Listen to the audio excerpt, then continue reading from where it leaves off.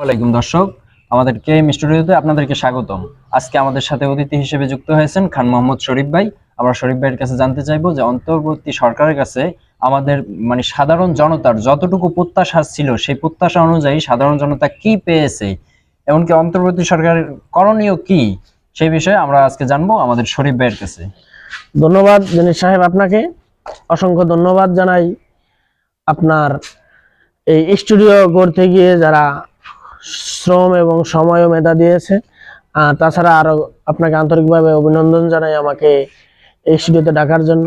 আপনার প্রশ্ন হচ্ছে অন্তর্বর্তীকালীন সরকারের কাছে সাধারণ পাবলিকের যে প্রত্যাশা ছিল সেই প্রত্যাশা কতটুকু অন্তর্বর্তীকালীন সরকার পূরণ করতে পেরেছে।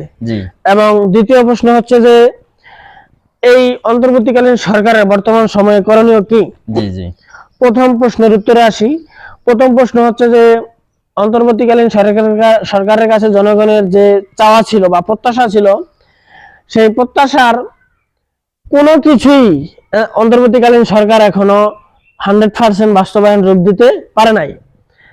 এর কারণ হচ্ছে আমাদের এই বাংলাদেশ আজকে প্রায় স্বাধীনতার 54 বছরে পদার্পণ করার পরেও আমরা স্বাধীনতার প্রকৃত যে স্বাদ সেটা এখনো পাইনি, এবং স্বাধীনতার প্রকৃত যে রূপ ওটা আমরা এখনো দেখতে পাইনি।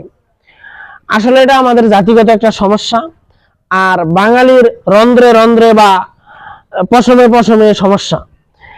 এজন্য খুব স্বল্প সময় নিয়ে কোনো সরকারই আমি মনে করি সংস্কার করা সম্ভব না।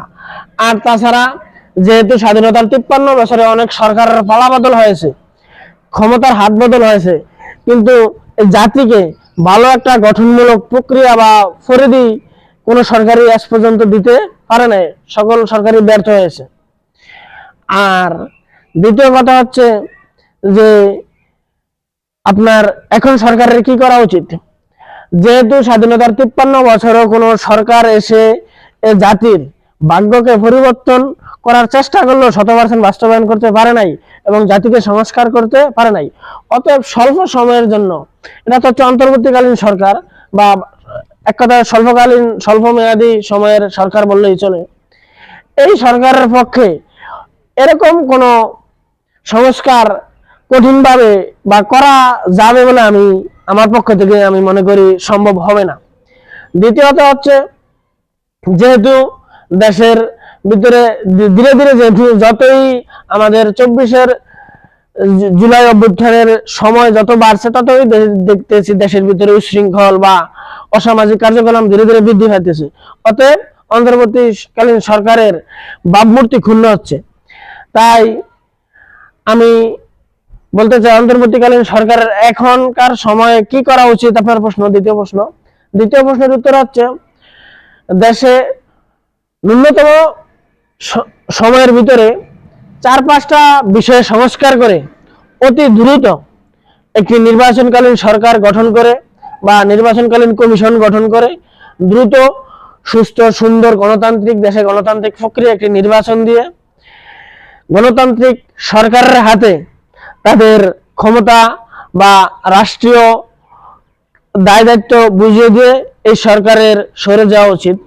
কারণ অন্তর্বর্তীকালীন সরকারের মেয়াদ যতই বাড়বে ততই মানুষের কাছে প্রশ্নবিদ্ধ হবে। তাছাড়া আমরা ঐতিহাসিক দৃষ্টিকোণ থেকে বলতে পারি যে তত্ত্বাবধায়ক সরকার হিসেবে এসেও অনেকে শোষণের বা নির্যাতনের স্টিম রোলার বাঙালির উপর চালাইছে। যেরকম এর আগে যে তত্ত্বাবধায়ক সরকার ছিল ফখরুদ্দিন, মঈনুদ্দিন, ওনারা।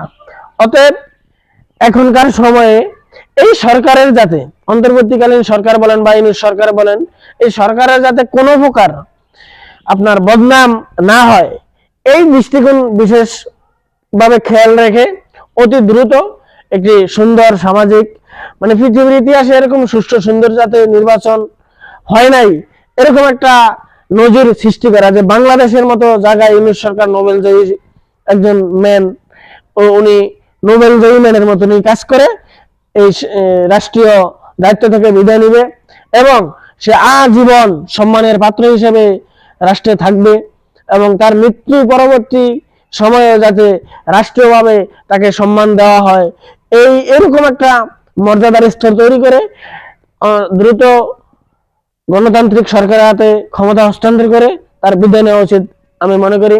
আমি আজকে আর কথা বলবো না। ধন্যবাদ আপনাকে, ধন্যবাদ আপনাদের কেএম স্টুডিওকে। ধন্যবাদ মোহাম্মদ শরীফ ভাই, আপনাকে অসংখ্য সুন্দরভাবে আমাদেরকে যুক্ত করার জন্য।